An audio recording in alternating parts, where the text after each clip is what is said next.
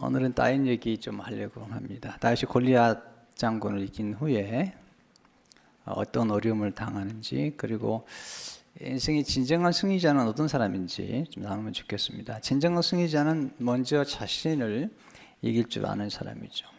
자기를 이긴다는 것은 자기의 감정을 이기는 거죠.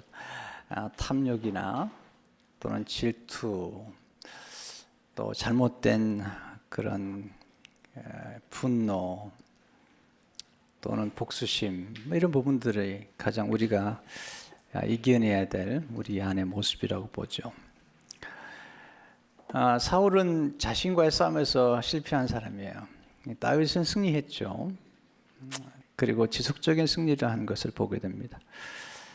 이제 다윗이 골리앗을 쓰러뜨리는데 이제 거기서부터 문제가 생기는 거예요. 굉장히 놀라운 승리, 굉장히 놀라운 성취, 그 다음이 굉장히 위험한 거죠.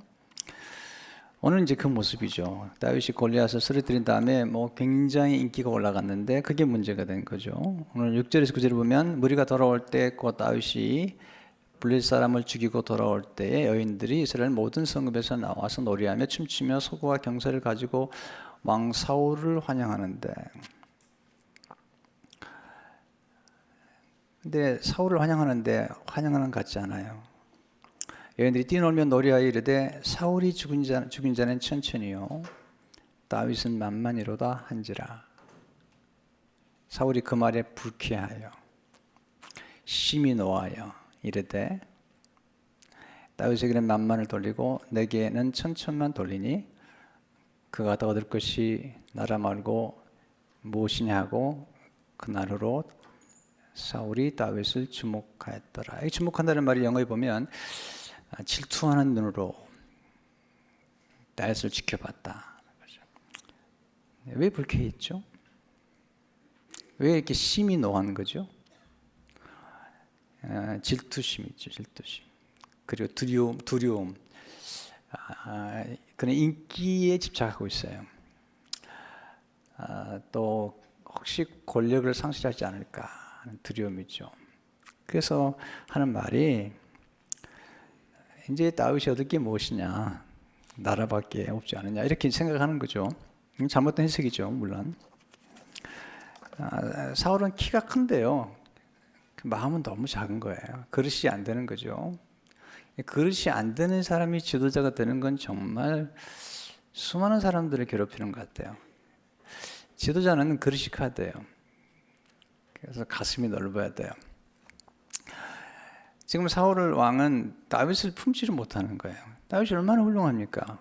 이스라엘에게 전쟁의 승리를 가져왔고, 또 얼마나 충성된 지금 사울 왕의 신복이 됐는데, 다윗이 좀 인기가 많아졌다고 순식간에 이렇게 질투하고 그를 죽이려고 하는 것을 보게 됩니다. 여기서 배우는 첫 번째 교훈 중에 하나는 승리 직후가 가장 위험한 때임을 기억하는 것이 지혜롭습니다. 승리하면 굉장히 놀라운 영광이 따라오죠. 다윗이 굉장한 갑자기 인기가 올라갔죠. 그리고 요나단이 그 왕의 아들인데 친구가 되자는 거예요. 굉장한 거죠. 왜냐하면 갑자기 황실의 가족과 함께 친구가 되는 건 굉장히 영예가 따라오고 명예가 따라오는 것이 분명한 것입니다. 또 뿐만 아니라 다윗이 지혜로운 사람이에요. 사울을 지혜롭다고 말하지 않아요, 성경이 한 번도요. 근데 다윗은 지혜롭다고 말하죠. 그리고 다윗은 신뢰를 얻었죠. 18장 5절에 보면 다윗은 사울이 보내는 곳마다 가서 지혜롭게 행하며 사울이 그를 군대의 장으로 삼았더니 온 백성이 합당히 여겼고 사울의 신하들도 합당히 여겼더라. 신뢰를 얻은 거죠. 신뢰는 그냥 주어지는 게 아니에요. 신뢰를 얻으려면 첫째는 성품이 필요해요. 성실해야 돼요. 진실해야 돼요. 또 하나는 역량, 능력이 있어야 돼요. 무능한 사람은 신뢰를 얻지 못해요. 지도자는 신뢰를 얻으려면 반드시 컴피턴스, 역량이 있어야 돼요. 문제를 해결하고 또 위기를 관리하고 또 과업을 성취하고 또 지적 자원, 인적 자원, 또 물질적 자원, 영적인 자원을 동원해서 과업을 성취할 수 있어야 돼요. 그렇지 않으면 무능한 거예요. 무능하면 신뢰받지 못해요. 또 하나는 지혜를 겸비해야 되는데 아주 신중하고 진중한 지혜를 겸비해야 되는 거죠. 여러분, 뭔가 이루었다고 하는 순간 위험한 거예요. 베르니에가 이런 말을 했습니다. 목적을 이루었을 때쯤 실패의 위험이 가장 크다. 배는 해변가에서 잘 난파한다. 여러분이나 저나 경험하는 게 뭐죠? 고난의 때에는 긴장하잖아요. 그리고 기도하잖아요. 근데 성공하면 방심하게 돼요. 위험한 거예요. 좋지 않아요. 여러분, 우리가 지속적인 성공을 하려면 잘 됐을 때 더 몸을 추스리고 마음을 추스리고 기도해야 돼요. 예수님은 오병이의 기적을 일으킨 다음에 기도하러 산으로 혼자 가시거든요. 그리고 사람들이 왕으로 삼으려고 하는 인기에 집착하지 않습니다. 이제 우리는 성전 건축을 비전센터를 완공하고 곧 들어가려고 그러는데 방심하지 마세요. 네, 아직 게임은 끝나지 않았거든요.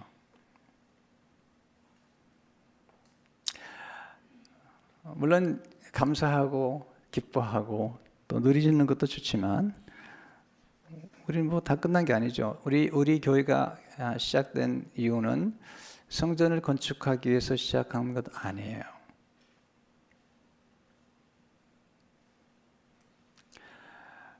영혼을 구원하고 그리고 교포들의 삶에 진정한 안식과 치유를 주기 위한 것이잖아요. 성전 건축은 목적을 위한 수단에 불과한 것이지 결코 목적이 돼서는 안 돼요. 하나님 기뻐하지 않아요. 우리는 늘 깨어 있어야 될 뿐만 아니라 그리고 무엇이 중요한가를 늘 생각해 볼 필요가 있는 거죠. 사울의 착각은 그는 왕이 된 것 자체가 모든 것을 이루었다고 생각하는 거죠. 그는 정치성을 상실한 사람이에요. 그는 왕이면 백성을 사랑해야 되는데 왕이면 나라를 위해서 탁월한 능력을 발휘할 수 있는 유능한 장군을 사랑해야 되는데 죽이잖아요. 죽이려고 하잖아요, 지금. 그것도 10여 년 동안 추적하잖아요. 사명을 망각하면 안 되는 거예요. 교회가 존재하는 이유가 뭐죠? 사명을 위해서 예수 그리스도의 복음을 위해서 영혼을 구원하기 위해서 존재하는 거죠. 두 번째, 가장 경계할 적은 늘 가까이 있으면 아는 것이 지혜죠. 예수님 곁에 있었던 가룟 유다가 예수님 팔잖아요. 지금 다윗을 가장 괴롭히는 사람이 누구죠? 그게 장인이잖아요. 이게 인생의 역설이에요. 그러니까 우리 옆에 있는 사람이 우리를 세울 수도 있고 무너뜨릴 수도 있는 거예요.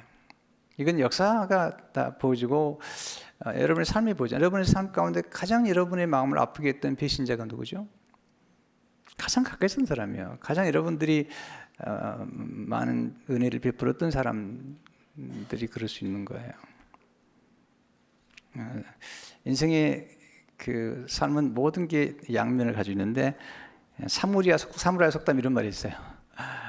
검은 양면이 나를 갖고 있다. 한쪽 날은 살인, 사람을 죽이는데 다른 한쪽 날은 치료에 사용된다. 당신은 어느 쪽 날을 사용할까요? 검은 사람을 죽일 수도 있잖아요. 그러나 동시에 훌륭한 외과 의사의 손에 만약에 주어진다면 죽을 사람도 살리고 치유하는 것이잖아요. 다윗이 골리앗을 쓰러뜨린 다음에 더 큰 적을 만나죠. 그는 사울이죠.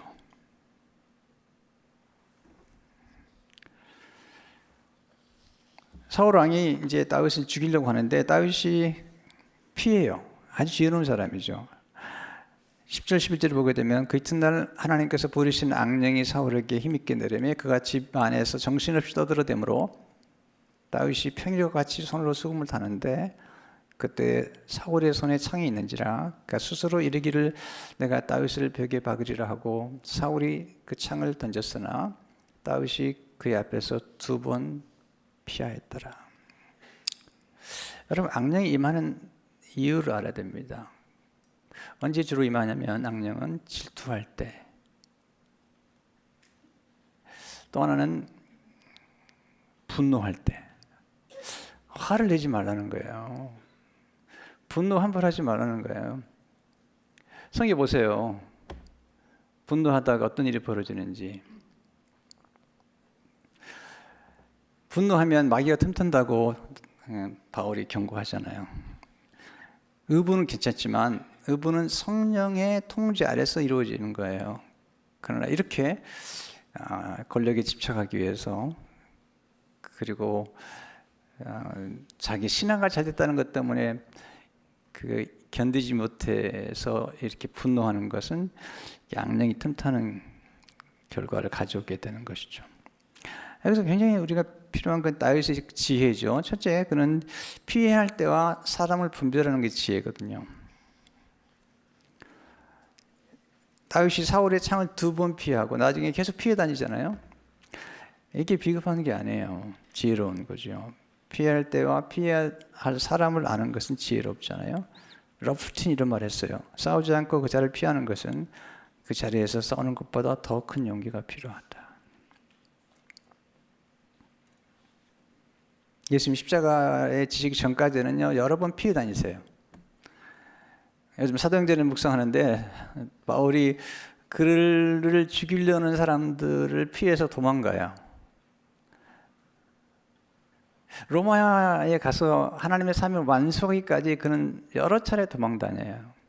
이게 비겁할까요? 아닙니다. 비겁하지 않습니다. 네. 피해야 될 때 피하는 것, 또 피해야 될 사람을 피하는 것, 이건 지혜로운 것입니다.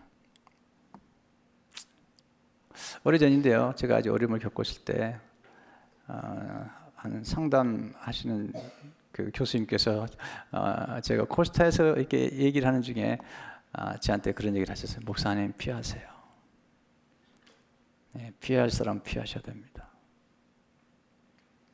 두 번째, 마음의 힘을 무모하게 사용하지 않는 것이 지혜입니다. 우리 인간은 유한하기 때문에 에너지가 한계가 있는데, 가장 큰 에너지는 내면의 에너지인데, 에너지가 언제 소진하죠? 질투하면 소진하는 거예요. 질투는 어디서 오는 거지? 비교하는 거예요. 여러분이 아무리 많이 가졌어도요, 문득 여러분보다 더 많이 가진 사람을 만나면 마음속에요, 질투심이 생기죠. 지금 사울왕은 다 가진 사람이에요. 가끔 그런 얘기를 하잖아요. 다 가진 사람이 더 달라고 그런다고? 그러는 거예요, 인생이라는 건. 이 탐욕이라는 게 끝이 없는 거예요. 다 가졌는데 더 달라고 그러잖아요. 이게 우리의 모습이고, 또 나중에 다윗도 그 우리아의 아내를 취할 때 범하는 그런 범죄죠. 우리가 생각하죠. 뭐 다 가진 사람인데 그걸 또 달라고 그런다고? 다 가졌으니까 또 욕심 부리는 거죠. 언제 우리 안에 있는 많은 그런 생각들, 힘이 소진하는지 알아야 됩니다. 남을 미워할 때 굉장한 에너지가 들어가는 거예요. 또 남을 비판하거나 정죄할 때, 우리는 사람들을 정죄하라고 부름받은 게 아니에요. 우리는 사람들을 정죄할 만큼 우리가 의롭지도 않을 뿐만 아니라, 또 우리는 다른 사람에 대한 정확한 정보를 갖고 있지 않아요. 함부로 판단하지 말라고요. 좋은 게 아닌 것 같아요. 사람들이 저한테 특히 목사님들이 물어봅니다. 목사님 어떻게 교회 또 목회하고, 또 이렇게 뭐 성전도 건축하고, 또 아내도 잘 돌보고 이렇게 하느냐고 물어봐요. 그리고 뭐 이렇게 목회도 하고 책도 쓰고, 뭐 제가 늘 말씀드리는 것들은 힘을 무모한 데 쓰지 마십시오. 너무 밖으로 돌아다니지 마십시오, 목사님들. 너무 밖으로 돌아다니는 거예요. 하나님의 나라를 위해서 분주한 게 아닙니다. 때로는 물어봐야 됩니다. Am I busy because of the kingdom? 아니면 Am I out of control? 물어봐야 돼요. 내가 지금 뭐가 통제가 안 되는지요. 집중할 줄 알아야 됩니다. 네. 괜히 남을 미워하거나 정죄하거나 판단하는 데 에너지를 쏟지 마세요. 사명에 집중하는 게 필요하잖아요. 세 번째, 지속적인 승리를 위해서 내면의 힘을 축적하는 게 중요하잖아요. 힘이라는 것. 어떻게 하죠? 거친 사람들, 그리고 화가 잘 내는 사람들과 거리를 좀 두세요.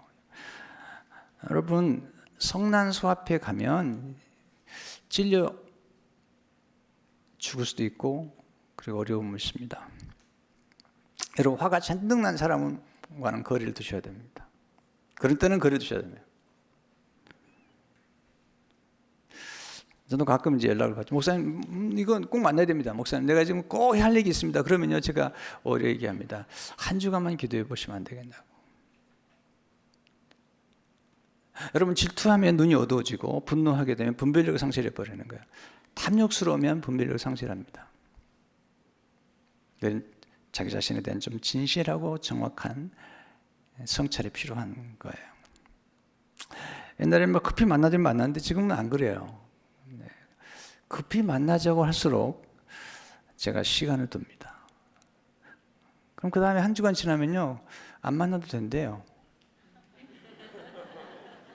해결됐대요. 여러분, 그냥 무슨 일이 생겼을 때 한번 기도만 해보세요. 우선 한 주간만. 우리가 하나님의 음성을 안 듣고 내가 탐욕을 따라 늘 생각해서 그렇지, 조금만 시간을 두면 괜찮아요. 네 번째, 우리 안에 무서운 적이 있음을 아는 것이 지혜죠. 우리 안에 있는 무서운 적들이 있는 거잖아요. 어두운 그림자들. 이 말씀 묵상하는데 내 안에도 보이지 않는 사울이 있더라고요. 목회자지만 가끔 어떤 교회가 너무 잘 된다 그러면요, 왠지 불편해요.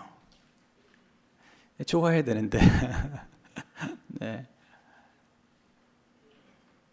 이게 이제 우리 인간이 가진 모순이죠. 아침에도 설교하는데 우리 미장원 한 분이, 권사님 두 분이 계시더라고요. 미장원 하시는 분 가운데 어떤 미장원이 너무 잘 되는데 그러면 어떤지 모르겠네요. 식당 하시는 분들 어느 식당이 너무 잘 되는데요, 어떤 감정이 생기는지 모르죠. 우리 안에 있는 거죠. 그래서 가장 어려운 대상은 우리 자신이에요. 존 칼빈이 그런 말 했어요. 우리의 가장 큰 대적은 세상도 아니고 마귀도 아닙니다. 우리가 싸울 가장 큰 대적은 바로 우리 자신입니다. 우리 안에 탐욕과 이기심과 그런 것들. 그래서 바울은 나는 날마다 죽노라 그랬어요. 탐욕 앞에, 경험 앞에. 우리 자아가 죽음으로 자아는 새롭게 태어나는 거예요. 정말 우리가 예수님과 함께 죽고 태어난다면요, 날마다 우리는 뭐 과거에 대한 상처 때문에 뭐 아파할 거 없어요. 왜냐면 날마다 죽었는데, 죽은 사람이 무슨 상처가 있어요. 죽었는데 무슨 미움이 있어요. 뭐 죽었는데 무슨 복수심이 있어요. 나는 너무 살아서 그러는 거죠. 바울처럼 나는 날마다 죽노라. 세 번째, 마음을 잘 다스리는 것이 최상의 지혜죠. 우리 마음에는 이중성이 있는 거죠. 우리 마음속에 부패한 마음이 있고요, 타락한 마음이 있고요, 또 우리 안에 동시에 생명의 근원 같은 그런 축복이 있는데, 잠언 4장 23절을 보게 되면 모든 지킬 만한 것 중에 더욱 내 마음을 지키라. 생명의 근원이 이에서 남으니라. 이 생명의 근원, 축복의 원천, Fountain of Life, 이게 이제 우리 마음에서 나오는 거죠. 그래서 마음을 지킨다는 게 뭘까?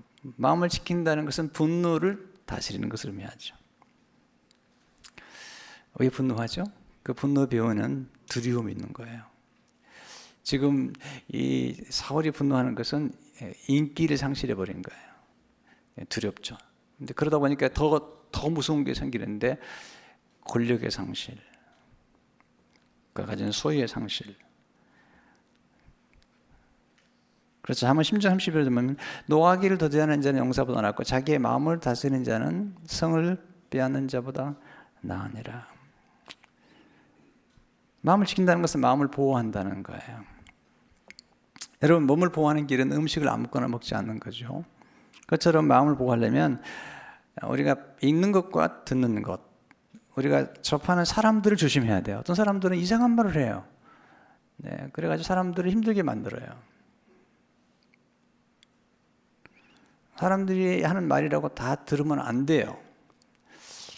제가 이미 목회하다 보니까 제일 힘든 말은 뭐냐면, 목사님, 교인들 전체가 이렇게 생각해요. 내가 물어보죠. 3사람만 되어달라고. 그런 분이 있다면. 3사람 이상 이름을 대신 분이 만난 적이 거의 없어요. 자기 생각을 절대 하지 말라고요. 다 맞는 게 아니죠. 저도 마찬가지 실수하잖아요. 지난주에도 제가 이 적용 때문에 얘기하고 나서 이거 잘못했다는 거죠. 내가 잘못했다고 말씀드리잖아요. 내가 더 옳지 않을 수 있다는 거죠. 그러나 어떤 경우는 우리가 듣는 정보들 가운데 우리 삶을 아주 복잡하게 만드는 정보나 불행하게 만드는 정보가 있는 거죠. 예를 들면 이런 거잖아요. 여러분, 제가 인생 오래 한 사람이잖아요. 나름대로 오래 했는데, 여러분 인생 살아가면서 이런 말 절대 믿지 마세요. 이거 투자하면 이거 순식간에 돈 버는데 이건 비밀이라고. 그건 다 가짜예요. 다 가짜예요. 절대 믿어서는 안 돼요. 진짜 절대 믿어서는 안 돼요. 그러니까 순식간에 뭔가를 부여로 가져오는 그런 투자는 다 위험한 거예요. 성경은 그런 비밀을 이미 다 얘기해 주고 있어요.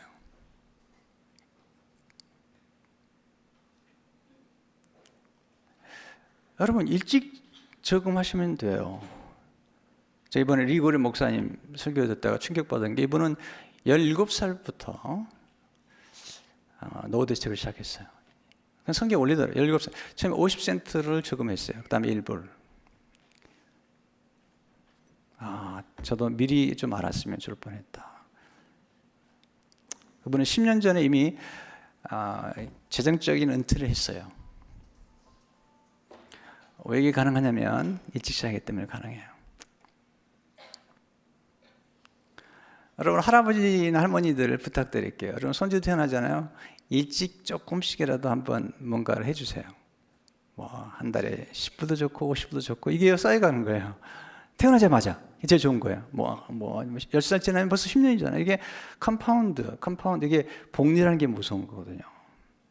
그래서 성경 원리는 간단합니다. 작게, 그리고 서서히.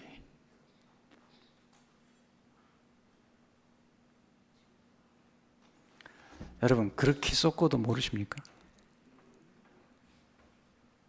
그렇게 쏟고도 라스베가스 가서 당겨요? 모르십니까? 여러분, 쉽게 버는 돈은 반드시 잃어버립니다.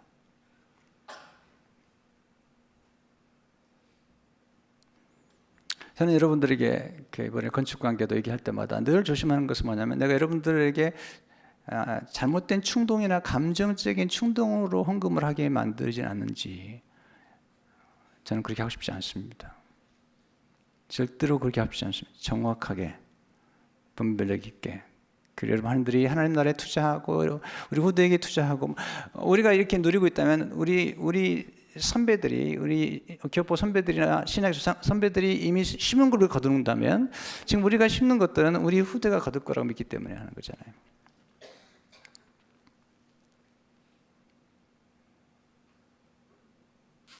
여러분, 요셉 좀 보세요. 나눌 때도 그냥 나누지 않습니다. 다 분배하잖아요. 7년 동안.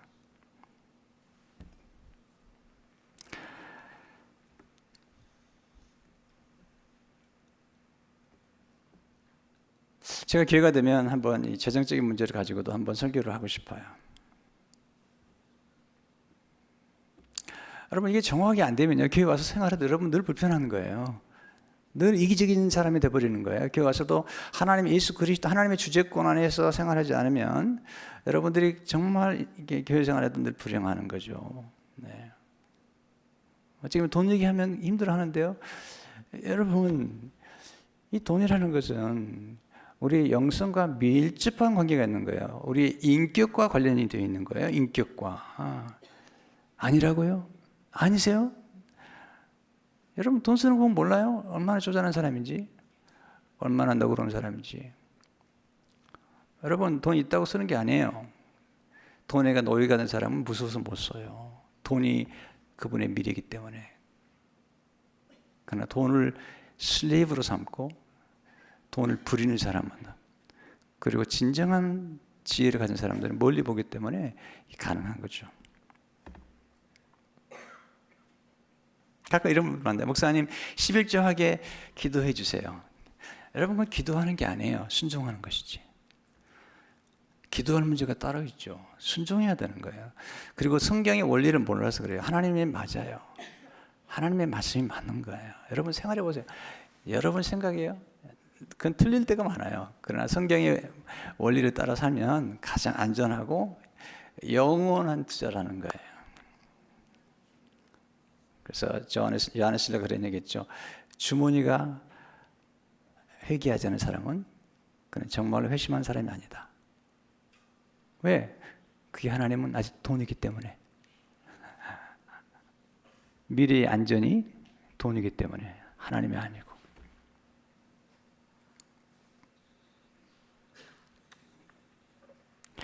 마음을 지킨다는 것은 마음을 가꾸는 거죠. 그래서 우리 안에 있는 잘못된 것들을 가꾸는 것이 필요하잖아요. 어떻게 하면 좋죠? 첫째로 두려운 마음을 경계하고 담대한 마음을 가꾸는 거죠. 하나님의 말씀을 묵상해야 돼요. 사람을 두려워하면 안 돼요.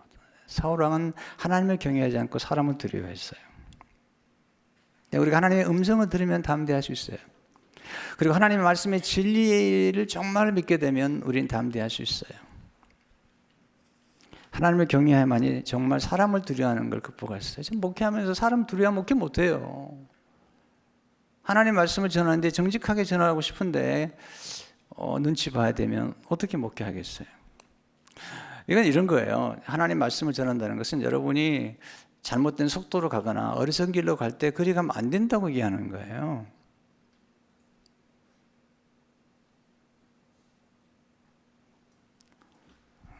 보증 쓰지 말라는 거예요. 왜 제가 이번에도 우리 교회 건축하면서 보증 없이 융자를 하겠다고 약속을 했겠어요. 그리고 빚내지 말라고 얘기를 하겠어요. 보증 서서 얼마나 많은 사람이 어려움을 당하죠.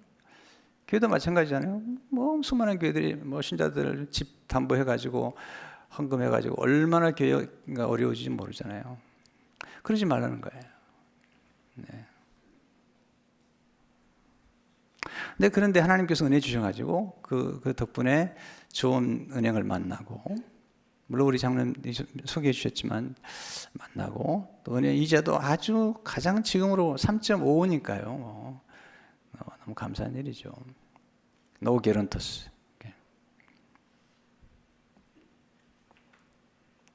우리는 이제 하나님의 말씀을 정말로 경외하고 그렇게 가는 게 필요하죠. 여러분 전도만 하지 마세요. 인도 전도한 사람을 양육하셔야 돼요. 그리고 처음부터 바로 가르치세요. 저는 예수 딱 믿자마자 하나님을 경외하는 것과 기도하는 것과 그리고 11조 하는 걸 딱 배웠어요. 지금까지 이게 얼마나 큰 축복이 된지 모르겠어요. 처음부터 바로 가르쳐 주세요. 그러면 좋은 것 같아요. 두려워하지 마세요. 말씀 그대로 가르쳐 주세요. 이렇게 하는 거라고 믿음 생활을. 그럼 따라서 하는 거예요.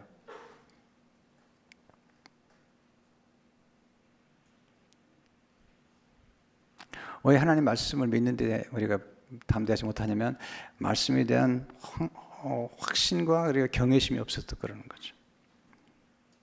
두 번째, 질투하는 마음을 경계하고 긍휼히 여기는 마음을 갖고 해야 돼요. 질투는 나쁜 거예요. 질투하면 자신만, 상대방만 파괴하는 게 자기를 파괴하는 거예요. 질투의 문제는 대부분이 비교하는 거예요. 그리고 진정한 자족이 없어서 그래요. 물어봅시다. 여러분, 뭔가 많이 가지면 행복합니까? 새 차 사서 행복합니까? 물론 뭐 한 일주일 가겠죠. 제가 말씀드리잖아요.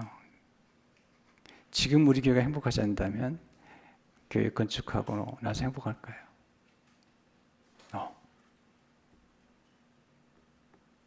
또 우리는요, 새빵이 너무 좋았어요, 지금. 네, 지금 이 LA 하이스쿨이 너무 좋아가지고 또 뭐 교실이 얼마나 많은지 모르잖아요. 네. 그래서 가서도 별로 감격이 좀 안 할지도 모르겠는데.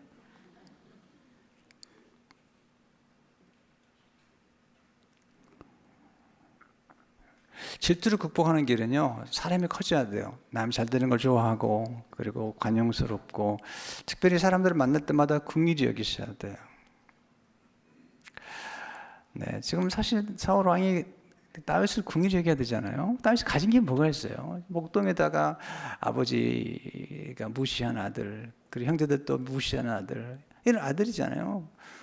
뭐 비교가 안 되는데 그렇게 경쟁을 하는 거예요. 여러분, 질투를 극복하는 길은 뭐냐면 사명에 집중하는 거예요. 내게 주어진 사명과 내게 주어진 정체성에 집중하고 감사하는 거예요.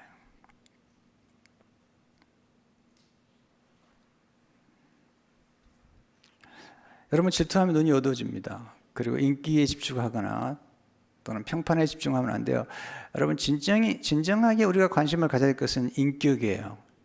사울은 인격과 관심이 없어요. 인기만 관심 있죠. 그는 소유에 집착한 거죠. 세 번째, 교만한 마음을 경계하고 겸손한 마음을 가지셔야 돼요.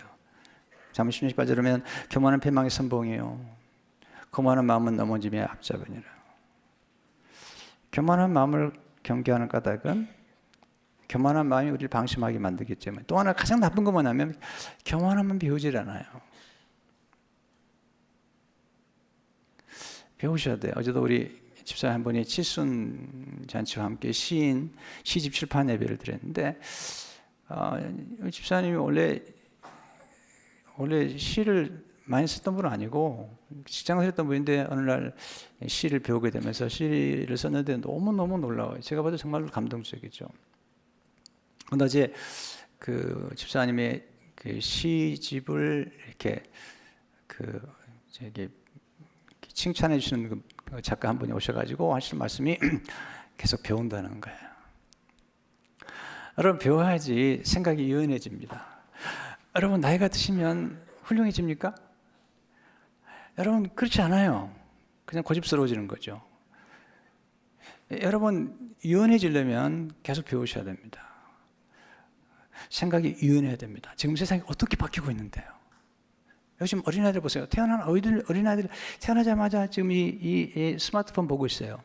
우리 교회 지금 쌍둥이가 태어났잖아요. 애들이 아직 걷지도 아직 못하는데 그 쌍둥이 앉혀놓고 밥 먹이려면 이거 보여줘야 돼요. 지금 앞으로 시대는요, 영상이 굉장히 중요한 거예요. 영상, 조명. 왜냐하면 앞으로는 이 스마트폰을 보고 사람과 사람이 만나지 않아도, 잘 들으세요. 굉장히 중요한 얘기예요. 사람과 사람이 만나지 않아도 거의 똑같은 감정을 느낄 정도까지 가버린다는 거예요. 왜? 우리 시대 말고 우리 다음 세대. 지금 우리 어린아이들은 거기까지 가버리는 거예요. 우리는 그래도 만나야 되잖아요.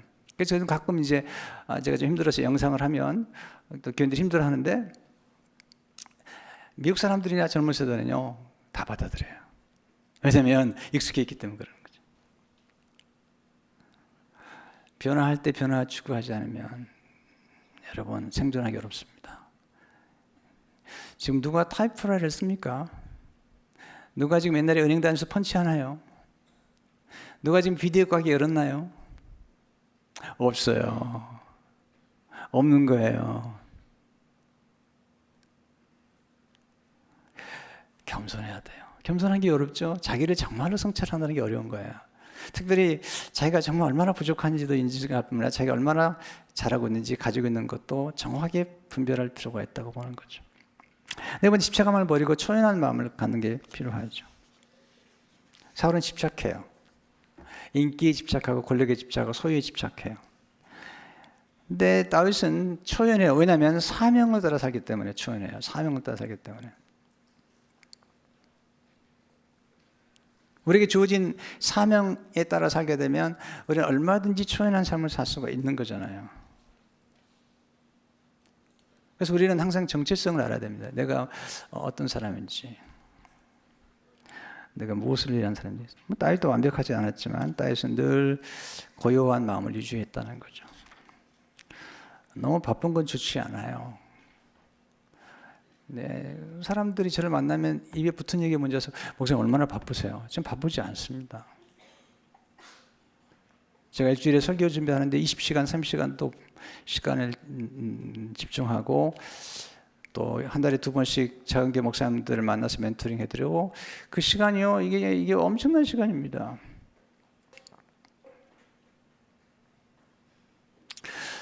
바쁘지 않으면 어떻게 하면 되죠? 사명에 집중하는 거죠. 참 밖에 잘 돌아다니지 않습니다. 사람들에게 박수 받거나 인기 뭐 관심 없습니다. 지금은요. 그 한때예요, 한때. 지금 와서 내가 그런다면 웃기는 사람이죠.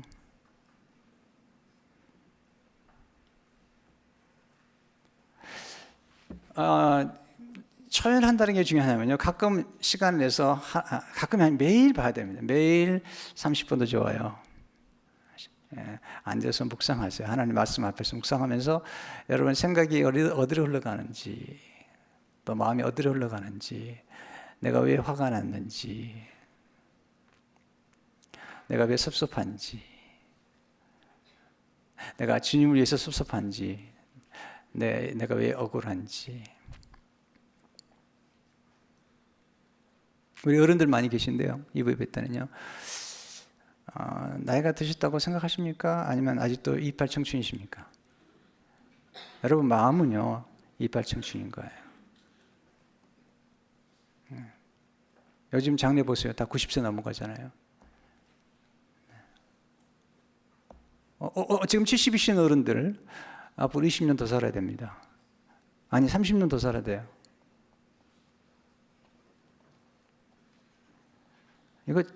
이거 쉽지 않아요. 그러니까 잘 가꾸셔야 돼요.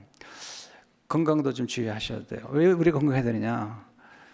스스로가 화장실에 갈 정도만 돼도 괜찮다는 거죠. 나이가 들어가지고. 그러기 위해서 운동해야 되는 거예요. 자기를 위해서 하는 게 아니에요. 자기만 위해서 하는 거 아니에요. 그건 남편이면 아내를 위해서 하는 거예요. 가족을 위해서 하는 거예요. 이게 중요한 거죠.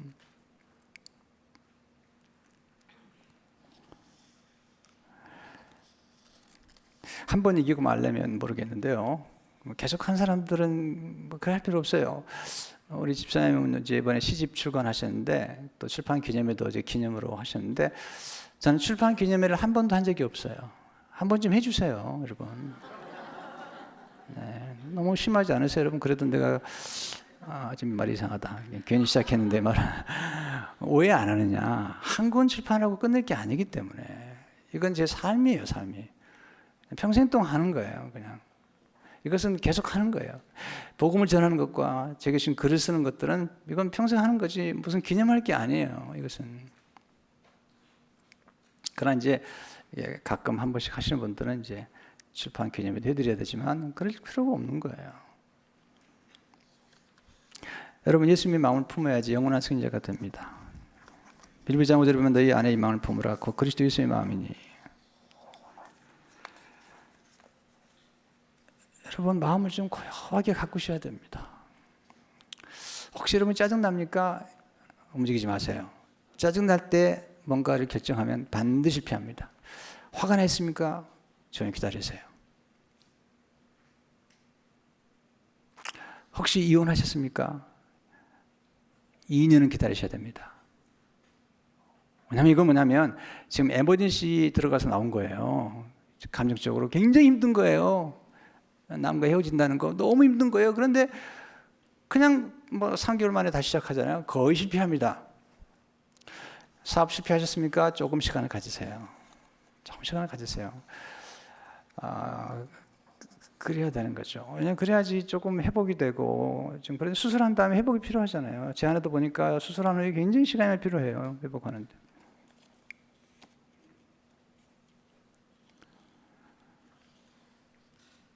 우리는 정말 지혜로워야 됩니다. 네. 그리고 다윗을 보면 그런 지혜롭고 늘 시를 쓰면서 찬양하면서 그리고 왕이 된 다음에도 하나님 예비하면서 그의 마음이 고요해지잖아요. 그가 실패했던 때는 모든 걸 이루고 난 다음에 한 번 그때 밧세바 우리아를 죽이잖아요. 골리기 무서운 거예요. 모든 것이 다 할 수 있다고 생각하거든요. 이게 권력에 취한 사람들의 문제거든요. 근데 이제 다윗의 위대한 점은 빨리 깨닫잖아요. 아니구나. 하나님 앞에 엎드리잖아요. 제가 아는 장로님 한 분 계세요. 아주 잘하는 분이에요. 그분 이름을 대면 다 아는 분인데요. 이분이 MBA를 하고 굉장히 이 투자의 귀재 중에 한 분인데 어떻게 하다가 큰 어려움을 겪었어요.